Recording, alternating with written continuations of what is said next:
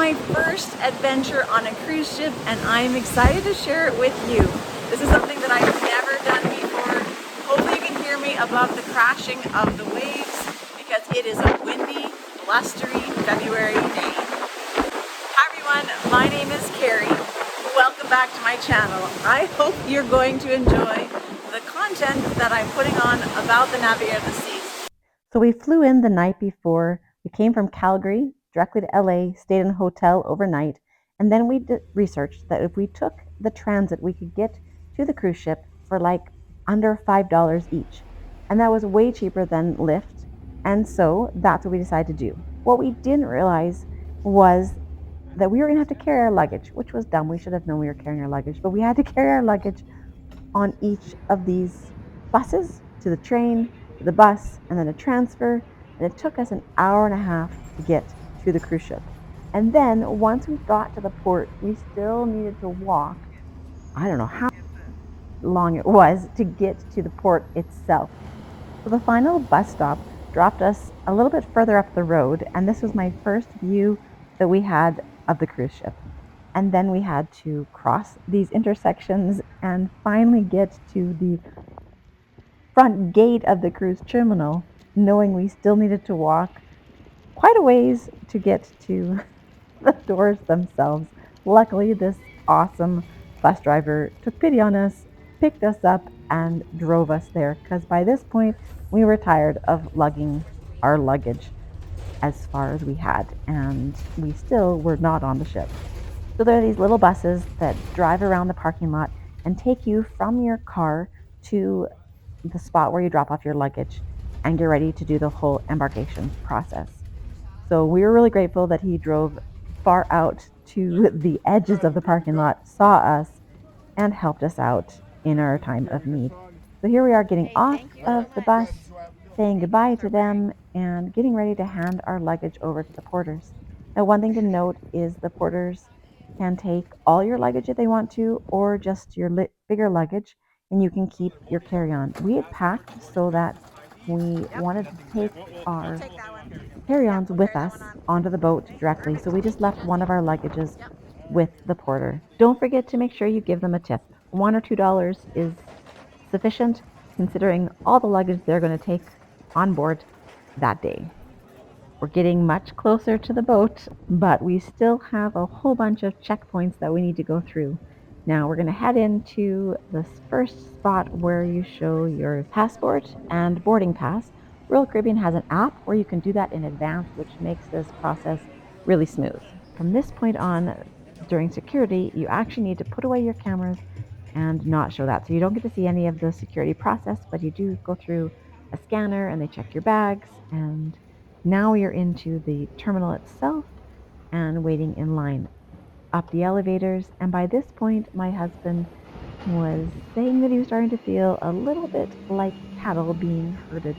And the feeling just continued on as you went from one place to another on ramps, following the crowd. Our boarding time was 1:30 p.m.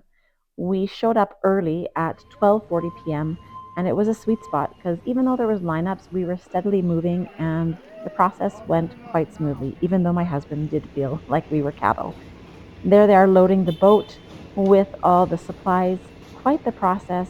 And as we move from step to step, make sure you keep that documentation handy because you're going to need to show them your passport and your app at numerous spots along the way. You'd go, I don't know, 50 feet, 100 feet, and there'd be another person to check that same information again.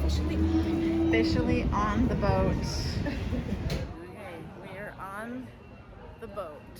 There you go. We were told to go directly to our muster point, so that's where we're headed. Over my shoulder is the main dining hall called the MDR, the main dining room, I should say, and we are on the 4th floor of that hall. You can just get a quick peek. This is our muster point, where if there was an emergency we need to go to in order to evacuate the ship. That's always a good thing to know, and this is where we would have to go. You, when you board the ship, would also be given your predetermined muster point that you would need to find as well. We're gonna go head inside and get our first view of this room. I have been told it's amazing, and wow, that is gorgeous. Now we're going to head up to the 11th floor to the buffet to have some lunch because we are starving at this point and need to eat. But this is our first view also of the boulevard down the center of this ship. So on to the 11th floor, let's head into the Windjammer and get some food.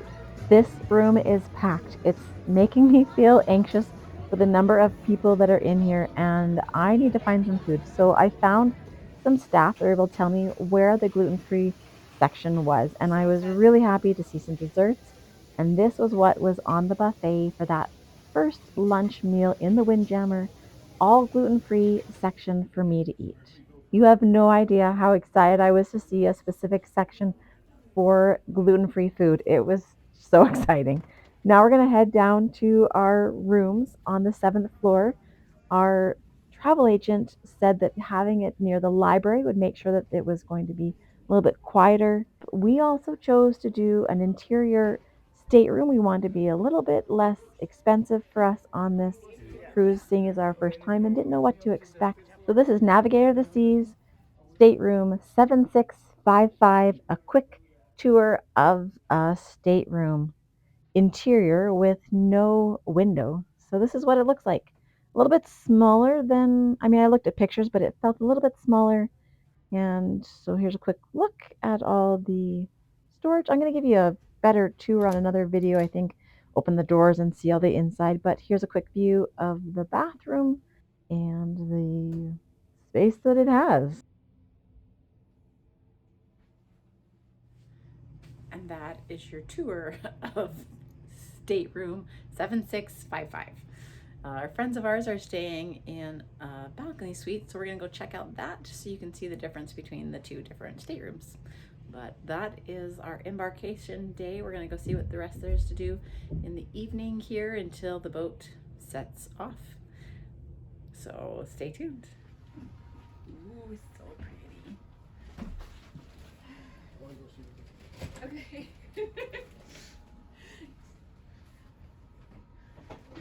You have a great view of bathroom is the same as our bathroom. I was actually quite surprised that the bathrooms were identical, no matter whether you had a balcony or whether you had an interior stateroom. I thought they might be a little bit bigger on that size, but I guess not. Here's a hallway looking down towards the front of the boat and a quick scroll up of all the floors on the Navigator of the Seas, as it's my first time seeing what it has to offer. So the first thing we decided to do was go out onto the pool deck and, of course, try the ice cream, which I did not have when everyone else did the first time because all they had were cones. But look at all those cones for all the ice cream eaters. We went up to the next deck because we were excited to watch the boat as it began to pull away from port.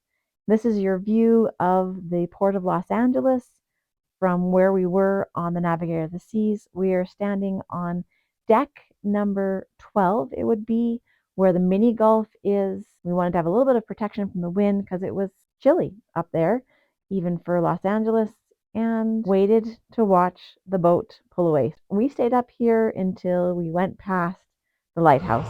And then it was time to watch the deck party as the boat pulled away. This is something that Royal Caribbean is known for, is the party on the deck with a live band while we're pulling out just to get everybody hyped up for the trip ahead of us. There were kids already in the pools, so you could tell that this was going to be a popular place and a very busy place on the boat. There is the entertainment director leaving, and I found a bowl, so I took it to go get myself some ice cream. And boy, did I get a huge serving of ice cream. It was way too much for this girl to eat. I was excited to check out the rest of the boat, so we went to the back on the same floor as the pool deck and saw the flow rider for the first time, and then checked out the water slides. Did not go on them because this was my husband's response being there. So we went inside to check out the promenade and see what was down there. I think I got gluten from the soft serve ice cream machine, which seems weird that there would be that, but it also could have been the dairy that I reacted to. Jeep on the promenade by the Tiki Lounge, and then there's a shop inside. Anyways, at this point, my stomach was wreaking havoc on me, so I went to go lay down in my stateroom for a while, which isn't a great way to start your first day on the cruise ship. Meanwhile, my husband and friends went to go watch this ice show, and I got there a little bit later and still got to see the end of it, and wow, was it ever amazing. I mean, the fact as the boat's swaying that they're doing these jumps and flips was just awesome to see. We had a later dinner, and that's why we were able to go see the 7 o'clock show, because our dinner time didn't start until 8:45, and so we knew we were going to have some time to kill, and this was so worth it. So we were on your own time dining at the 8:45 third floor. This was my appetizer, and here it is them keeping us entertained. I decided to have a steak dinner. Just imagine that it had a New York strip steak with baked potato and sauteed vegetables. I ate it before I could take a picture. I was that hungry. And my dessert was a dark chocolate custard, which tasted awesome. The staircase in the main dining room, I'm sure there's tons of photos online of this, but it's just a gorgeous room. I love eating in there, and I'm looking forward to eating in there every single night to enjoy the ambiance. We took a quick walk through the casino, and boy, it was packed on the first night. Then we passed by the Schooner Bar. We are going to spend a lot more time in that place, and I'll tell you why in the next video. And then we headed into the main theater on the Navigator of the Seas at the front of the boat to see a highlight of what the upcoming shows were going to be. And that wrapped up our first day on the cruise. If you enjoyed this video, don't forget to give it a thumbs up or a like. And if you really enjoy the content I'm creating, I would love for you to subscribe. You have no idea how much it helps me when you subscribe to my channel, and I appreciate it so much. Hopefully I found a kindred spirit in you and you've enjoyed this adventure as we've enjoyed a cruise ship for the very first time. There's going to be content about the activities on the cruise ship, a tour of the cruise ship, activities on the cruise ship, food, gluten-free food on the cruise ship. Oh man, I gotta go tie back my hair before I try to do this video. That is the joy of the open ocean, and I am loving it. I was made to